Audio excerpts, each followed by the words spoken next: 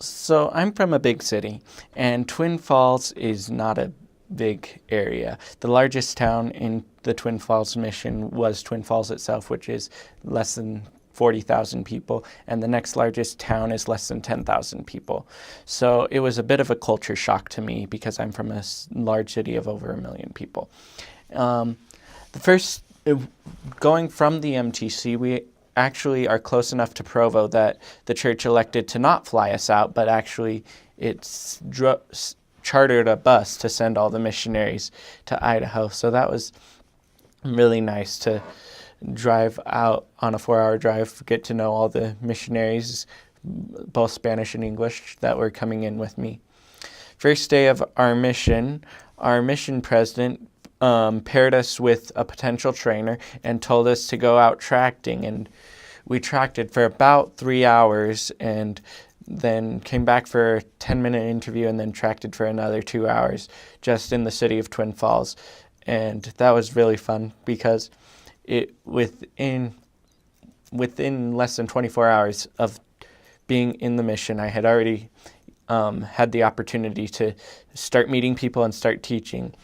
Interesting thing about tracting in Idaho is that's probably the only time I did it, because about every third or fourth house we ran into was already members.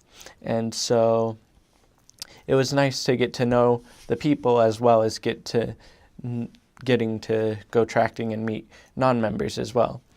And then the next day I was paired with my actual trainer, and we drove to my first area, which was a small town of 600 people called Cary, Idaho.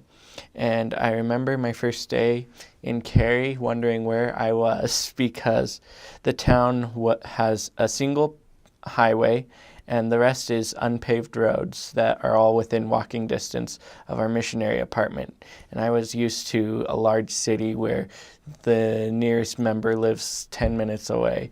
So it was a bit of a culture shock to me. In that small city of 600 people, there were 2 wards, so a lot of members. And we just started going out to work, and I grew to love the area. It was pretty awesome, and the members helped us a lot, which was probably the best thing about serving in Idaho. So I served in Twin Falls. I got there in August of 2013, and I left in May of 2015 because of a medical condition. When I served there, it had barely been created. The Boise, Idaho mission had been what was there before, and that had fractured into 3. It had become the Napa mission, the Boise mission, and the Twin Falls mission at the time. Twin Falls covered an area, a large area, most of south central Idaho. It went from about Mountain Home area, which is 20 minutes from Boise, to on the west, to about Declo or Burley on the east. And then we went all the way to the Montana border on the north, and on the south side we had all the way down to Grouse Creek, Utah, or Jackpot, Nevada, were about our southern boundaries. Most of the people in the Twin Falls mission live in what's called the Magic Valley, or the Snake River Valley. And so that's just a strip of land that goes from Mountain Home to Burley that just follows the Snake River. Then there's a big, huge area north of that, which we called the Cary Zone, or because that was one zone of our mission, and it went all the way from Shoshone to Salmon, and it took about 5 hours to cross from the southern border of that zone to the top border. So it was pretty big areas if you were outside the Magic Valley. In fact, my first area, which was in that zone, it took about 50 minutes to drive from one side to the other, and so you definitely had a car in these areas. People, there were about 219,000 people total in our mission, and when I was there, the largest the mission got was about 150 missionaries. And so that's a little bit more than 12,000 people per companionship. So not very many people are in your area. And if you're in one of the further out parts, there were even less. My first area had less than 2,000 people in it. So there was a lot of working with members. Another interesting thing about our mission was it was about 25% of the people were LDS. And so even though your area might only have 3,000, 5,000 people, you still had a good portion of a stake. So, for example, when I served in Gooding, I covered 5 units, and there were only 3,000 people in my area. So very big. There are 18 stakes of the church in the Idaho Twin Falls mission, and if I remember correctly, there's 120-ish wards in that mission. If you served in Twin Falls itself, then you were likely to get a bike area because you were only covering 1 ward or maybe 2, and those were just strips of the city that were a 1/4 mile wide by 3 miles long at most. And so most of the missionaries either elected to walk or ride a bike. We didn't get cars in the city of Twin itself, but everybody else drove a car, and miles were a big problem because everybody's a farmer there. Main exports of that part of Idaho are sugar beets, cattle, and probably potatoes. So everybody farmed, quite literally. Even the people in Twin Falls, even though they weren't farmers per se, they were still doing work to help the farms, like some were bankers for farms. So it was very rural life. So that took some getting used to. Another interesting thing is, since the church is so strong, the anti-Mormon climate in Idaho is also a little bit strong. In Twin Falls, there was this one church that was actually founded by somebody who was an excommunicated member, and the church's main teaching was anti-Mormon, which was made for some pretty interesting contacting stories whenever you ran into some of the members of that congregation. Another interesting thing is Twin Falls has its own temple, and so the members there were super excited about getting the mission and getting the temple, and we saw miracles every day because of that. Everybody knew who the church was, and so tracting in Idaho was useless. I think I went tracting less than 5 times total in my entire mission. Instead, what we did is we often worked through the members. When we had free time, we would either sort the ward list into a street directory, so that way we could utilize our time better, and then we went out and visited members and asked them who they could invite to meet with the missionaries. And that worked really well. While I was on my mission, I had more than 20 baptisms. I think I had 24 baptisms while I was out there. So missionary work is really strong in Idaho. So a couple interesting historical facts about the church is Twin Falls was actually founded as a response to a Mormon settlement on the other side of the Snake River. And so Twin Falls had started out as an anti-Mormon town. So that was an interesting bit of history, but by the time I got there, it wasn't so much anti-Mormon. People were very accepting of the church by that point. I think one of the apostles, I forget which one, was raised partially in the Twin Falls mission around the Burley area. So that was pretty interesting. Since we were so close to Salt Lake, we often had members of the 70, or once we even had a member of the 12 come and visit our mission while I was there. So that was really nice. Missionary work was the best. We had a great mission president, President Curtis, who he really was able to get the work going and basically reform the mission culture. When I first got there, the attitude was there's nothing to do, but by the time I left, missionary work couldn't be stronger, and missionaries were being obedient and getting baptisms all the time, and so it was wonderful. Other interesting things about Idaho, or Twin Falls in general. Twin Falls is actually the base jumping capital of the United States because it's got the only man-made structure you can actually base jump off of. Every time you go over the Snake River Canyon on the Twin Falls Bridge, you'll see people base jumping off of the bridge. So that was pretty cool to experience. Um, yeah, Twin Falls was a great place. Most extreme weather was probably a large hailstorm I had when I was in Gooding. We had about pebble-sized hail, about this biggest or so, and that lasted, it was actually on the 4th of July during a ward activity that we were holding in the chapel, and it was kind of crazy because I'd never seen hail that big. Another extreme weather story was in my last area. There was a thunderstorm that came up in about 3 minutes and started pouring down rain and lightning. I was glad I was in a truck in that area, but it came up in about 3 minutes, lasted about half an hour, and then went away. So the weather there can change in a heartbeat.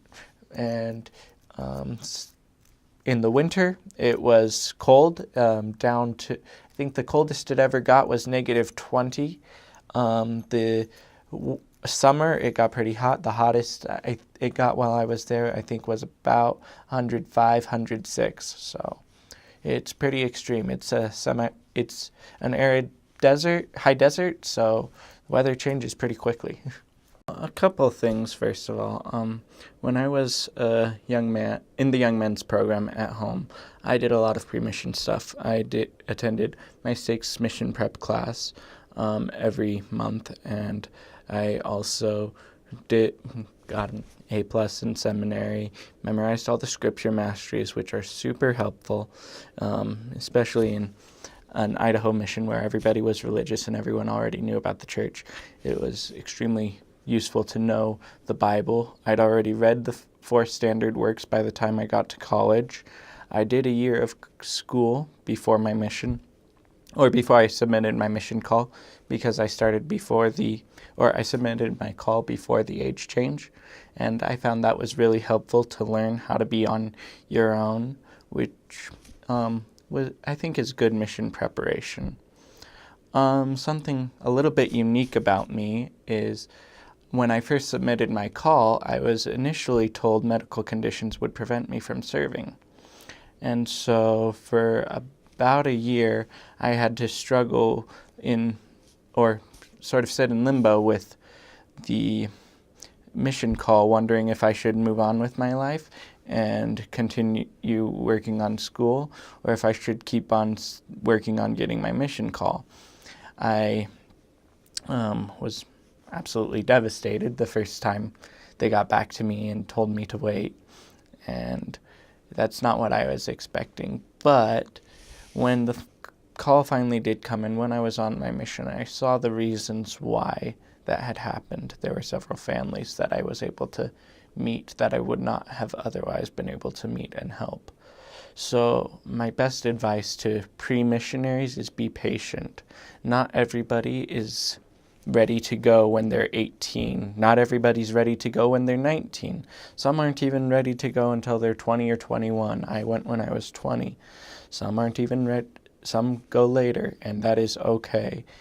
The Lord knows when you're ready, and He knows how to help you prepare.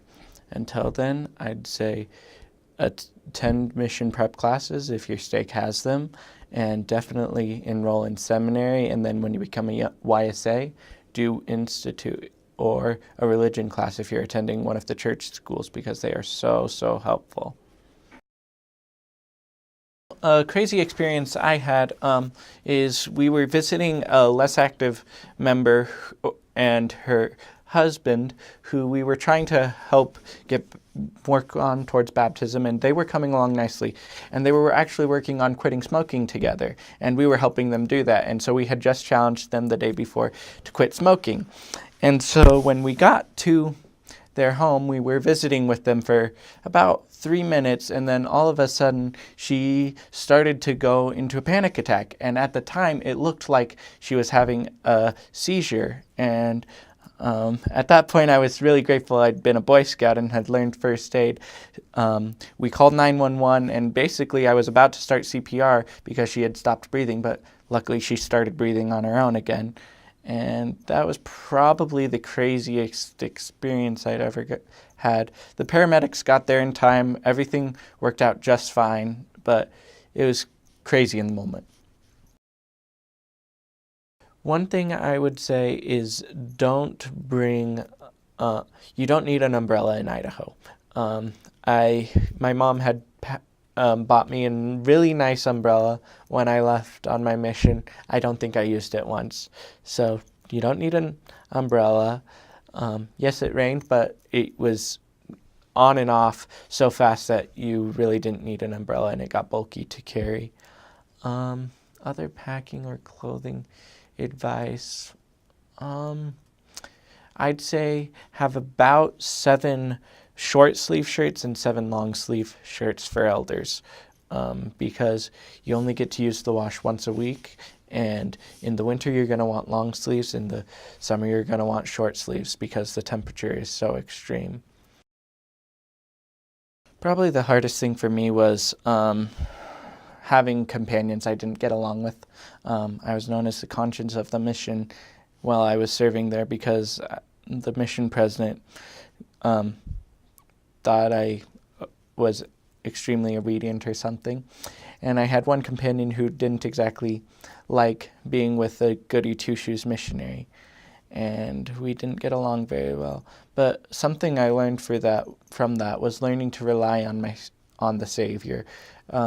I grew to forgive that companion eventually and realized that sometimes being obedient for the wrong reasons is just as bad as being disobedient, is something I learned. And so, yes, you want to obey all the mission rules, but you also want to be Christ-like and love people, and rather than obeying the mission rules to spite someone else. Another life lesson I learned was just how to get along with people, and how to talk to people was another thing.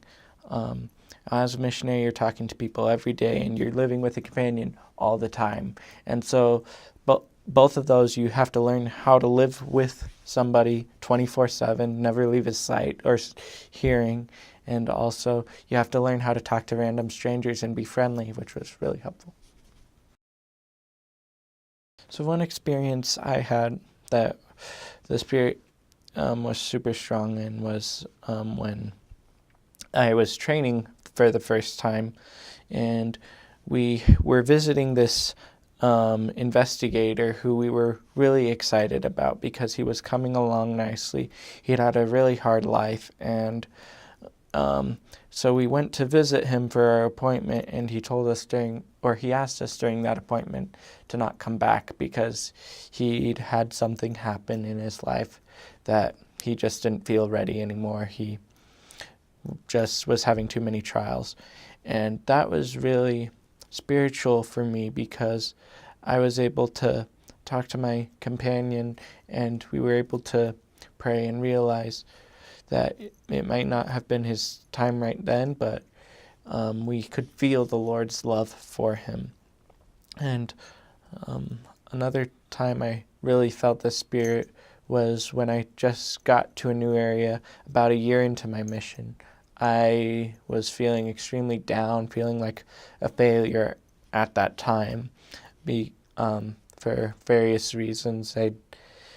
I had just been a district leader, and now I was not a district leader anymore, and just felt down about my last area and everything. And I threw myself into personal study, and then I started to really understand the atonement. All of a sudden, it started to make a lot more sense, and that helped me get over my depression and get over the hump, if you will, of my mission at that point. Favorite foods. Idaho is great in food. So one thing I loved is the definition of a salad in Idaho is not the same as everywhere else. A salad in my mission is marshmallow cream with fruit in it. So that was extremely good. Another thing is members routinely fed us steak and hamburgers. There was one particular week where I had steak 6 days in the week and hamburgers the other day. So be prepared to eat a lot of meat. You also get a lot of wild game. I had elk, deer, I think I had pheasant once. Somebody gave us moose. So all sorts of wild game. The members love you. You had food every day. The food was delicious, And also twice baked potatoes was another dish we had quite often that I loved. Spiritually, attend a mission prep class and read all 4 standard works, especially the Bible if you're serving in Idaho, because people there know their Bible and they're going to want to see that you know it. Physically, I'd say be in shape. If you can, learn to be able to run a mile a day before you go on your mission, because you're going to need it. So if you just got called to Idaho, I want to offer my congratulations. Idaho is probably one of the best places to serve. We called it the breadbasket mission when I was there, because you're never gonna want for meals. The members are gonna provide everything for you. In other missions, tracting is the way to go, not in Idaho. In Idaho, we worked through members and the members helped a lot. I had a lot of baptisms there, and the reason why is because we learned how to talk to members and members talk to their friends. In other places, it's just the missionary and the investigator, and that doesn't work nearly as well. So Idaho's really good at that, and that's why the church trusts it with a lot of its pilot programs actually start in Idaho, because Idaho's such a strong area. Also, I loved Idaho. The weather there is good most of the time. There were extremes, but since you had a car most of the time, you didn't have to worry about it. Other advice I'd give to you, since you're serving in Idaho, is really grow to love the people. You might feel bad if you wanted to go exotic and you're going to Idaho. Don't feel bad.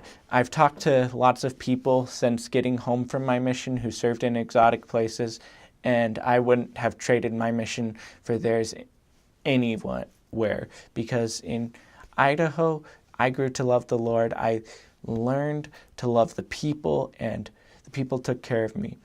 And Heavenly Father, He knows why you need to go to Idaho, because He sent you there, and you're needed there. There are people in Idaho you can touch that nobody else can touch. When I was a missionary, there was one family that had met 24 previous missionaries and nobody had been able to get through to them. And then during the 6 months I was in their area, they were baptized and later ended up being sealed as a family. And so there are people in Idaho for you to teach.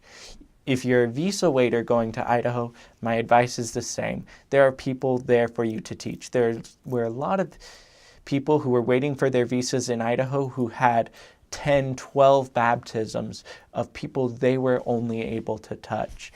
And you may not think it's exotic, but it is the best mission in the world.